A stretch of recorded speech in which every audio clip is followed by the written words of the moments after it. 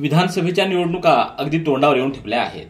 नुकत्याच झालेल्या लोकसभा निवडणुकीमध्ये महाविकास आघाडीला मिळालेलं यश आणि महायुतीची झालेली पिछाट पाहता महायुतीनं विधानसभेच्या निवडणुकीमध्ये या पराभवाचा वचपा काढण्याची जोरदार तयारी सुरू केली आहे। तर महाविकास आघाडीनं देखील लोकसभेप्रमाणेच व्यूहरचना करण्यास सुरुवात केली आहे। विधानसभा निवडणुकीत काय परिस्थिती राहील, लोकसभेची पुनरावृत्ती होईल का आदी प्रश्नांबाबत अनेक सर्वे करण्यात आलेले आहेत। त्यातील बहुतांश सर्वेमध्ये महाविकास आघाडीचीच सरशी होईल असा अंदाज वर्तविण्यात आला आहे। राज्यामध्ये भाजपा हा सर्वात मोठा पक्ष असला तरी सत्ता स्थापनेपासून महायुती दूर राहील असा अंदाज वर्तविण्यात येतोय। विधानसभा निवडणुका डोळ्यासमोर ठेवून महायुती सरकारनं सादर केलेल्या अर्थसंकल्पामध्ये मतदारांना लुभावण्याचा प्रयत्न केला आहे। अनेक लोकप्रिय असे निर्णय या अर्थसंकल्पामध्ये घेण्यात आलेले आहेत। मुख्यमंत्री माझी लाडकी बहीण योजना, मोफत तीर्थक्षेत्र योजना आणि युवकांसाठीच्या योजना घोषित करण्यात आलेल्या आहेत। मात्र असं असलं तरी आगामी निवडणुकीत महाराष्ट्रात युतीचं सरकार येईल की नाही याबाबत अनेकांनी अंदाज वर्तविले आहेत। राजकीय विश्लेषक दयानंद नेने यांनी महाराष्ट्रामध्ये एक सर्वे केला असून त्यामध्ये महाराष्ट्राचं संभाव्य चित्र रेखाटण्यात आलंय। आजपासून पुढे 100 दिवसात काय होईल यावर हे चित्र बदलू शकतं असं देखील या सर्वेमध्ये नमूद करण्यात आलंय। सध्याच्या स्थितीत राज्यामध्ये महाविकास आघाडीचं सरकार येण्याचा अंदाज नेने यांनी वर्तवला आहे। नेने यांच्या मते महाविकास आघाडीला 154 आणि महायुतीला 121 जागा मिळण्याचा अंदाज त्यांनी व्यक्त केला आहे। नेने यांच्या सर्वेनुसार महाविकास आघाडी 164 जागा दाखवण्यात आल्या असून त्यातील 154 जागा या महाविकास आघाडीच्या घटक पक्षांना तर 10 जागा जे महायुतीसोबत नाहीत त्यांना जातील असं सांगण्यात आलंय। या निवडणुकीमध्ये भारतीय जनता पार्टी हा सर्वात मोठा पक्ष असेल असा अंदाज असून भाजपला 27% मतांसह 76 ते 80 जागा मिळू शकतील। त्यानंतर शिवसेना उद्धव बाळासाहेब ठाकरे गट हा दुसऱ्या क्रमांकाचा पक्ष राहील। त्यांना 17% मतं मिळतील आणि त्यांना जवळपास 61 ते 65 जागा मिळण्याची शक्यता आहे। तिसऱ्या क्रमांकावर काँग्रेस पक्ष राहण्याची शक्यता असून काँग्रेसला 16% मतं मिळतील आणि त्यांचे 53 ते 60 आमदार निवडून येऊ शकतात।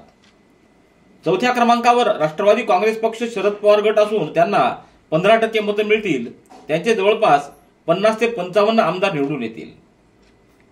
पाचव्या स्थानावर शिवसेना शिंदे गट राहणार असून त्यांना 13% मतं मिळतील आणि त्यांचे 25 ते 30 आमदार निवडून येण्याची शक्यता आहे।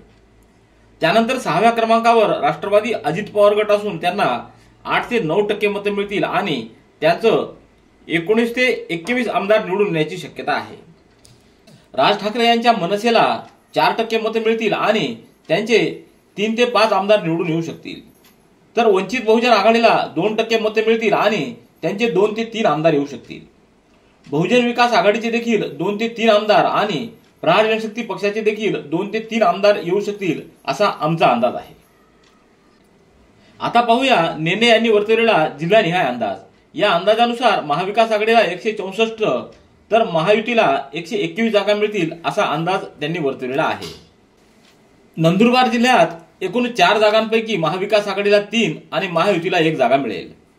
धुळे जिल्ह्यामध्ये एकूण 5 जागांपैकी महाविकास आघाडीला 3 आणि महायुतीला 2।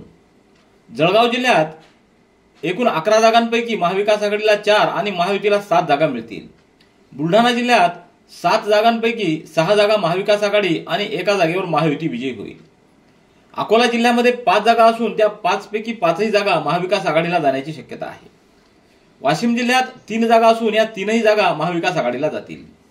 अमरावती जिल्ह्यात 8 जागा असून यातील 4 जागा महाविकास आघाडी, 2 जागा महायुती व अन्य ठिकाणी 2 जण विजयी होतील। वर्धा जिल्ह्यामध्ये 4 जागा असून या 4ही जागेवर महाविकास आघाडीचा विजय होईल। नागपूर जिल्ह्यामध्ये 12 जागा असून त्यातील 8 जागा महाविकास आघाडी तर 4 जागा महायुतीला मिळतील। भंडारा जिल्ह्यात 3 जागा असून या 3ही जागांवर महाविकास आघाडीचा विजय होईल। गोंदिया जिल्ह्यात 4 जागा असून यापैकी 4ही जागा महाविकास आघाडीला जाण्याची शक्यता आहे। गडचिरोली जिल्ह्यामध्ये 3 जागांपैकी 2 महाविकास आघाडीला तर 1 महायुतीला जाण्याची शक्यता आहे। चंद्रपूर जिल्ह्यामध्ये 6 जागा असून त्यापैकी 5 जागा महाविकास आघाडी व 1 जागा महायुतीला जाईल। यवतमाळ जिल्ह्यात 7 जागा असून त्यातील 5 जागा महाविकास आघाडीला तर 2 जागा महायुतीला जातील. हिंगोली जिल्ह्यात 3 जागा असून या 3ही जागा महायुतीला जाण्याची शक्यता आहे. नांदेड जिल्ह्यात 9 जागा असून त्यापैकी 6 जागा महाविकास आघाडी तर 3 जागा महायुतीला मिळतील. परभणी जिल्ह्यात 4 जागा असून या 4ही जागांवर महाविकास आघाडीचा विजय होईल. जालना जिल्ह्यात 5 जागा असून त्यापैकी 3 जागांवर महाविकास आघाडी आणि 2 जागांवर महायुती विजयी होईल. छत्रपती संभाजीनगर जिल्ह्यामध्ये 9 जागा असून त्यापैकी 4 जागा महाविकास आघाडी तर 5 जागा महायुतीला मिळतील. नाशिक जिल्ह्यामध्ये 15 जागा असून त्यापैकी 7 जागांवर महाविकास आघाडी तर 8 जागांवर महायुतीचा विजय होईल. पालघर जिल्ह्यामध्ये 6 जागा असून त्यापैकी 2 जागा महाविकास आघाडी, 1 जागा महायुती तर 3 जागा अन्यला जाण्याची शक्यता आहे. ठाणे जिल्ह्यामध्ये 18 जागा असून त्यापैकी 5 जागांवर महाविकास आघाडी व 13 जागांवर महायुतीचा विजय होईल. मुंबई जिल्ह्यामध्ये 36 जागा असून त्यापैकी 18 जागांवर महाविकास आघाडी आणि 18 जागांवर महायुतीचा विजय होईल. रायगड जिल्ह्यामध्ये 7 जागा असून या 7ही जागा महायुतीच्या वाट्याला जातील. पुणे जिल्ह्यामध्ये 21 जागा असून त्यापैकी 7 जागा महाविकास आघाडी तर 14 जागा महायुतीला जातील. अहमदनगर जिल्ह्यामध्ये 12 जागा असून त्यापैकी 9 जागा महाविकास आघाडी तर 3 जागा महायुतीला जातील. बीड जिल्ह्यात 6 जागा असून त्यापैकी 3 जागा महाविकास आघाडी तर 3 जागा महायुतीला मिळतील. उस्मानाबाद जिल्ह्यात 4 जागा असून त्या 4ही जागा महाविकास आघाडीला मिळतील. लातूर जिल्ह्यात 6 जागा असून त्यापैकी 3 जागा महाविकास आघाडी व 3 जागा महायुतीला मिळतील. सोलापूर जिल्ह्यात 11 जागा असून त्यातील 8 जागा महाविकास आघाडी तर 3 जागा महायुतीला मिळतील.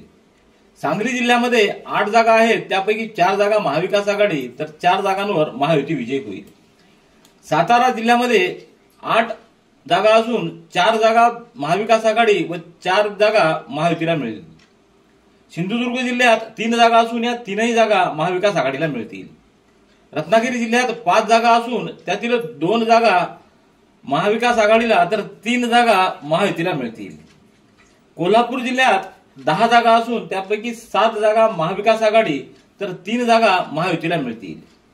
अशा एकूण 288 जागांपैकी 164 जागा महाविकास आघाडी तर 121 जागा महायुती आणि अन्य 6 अशा जागा सांगण्यात आलेल्या आहेत.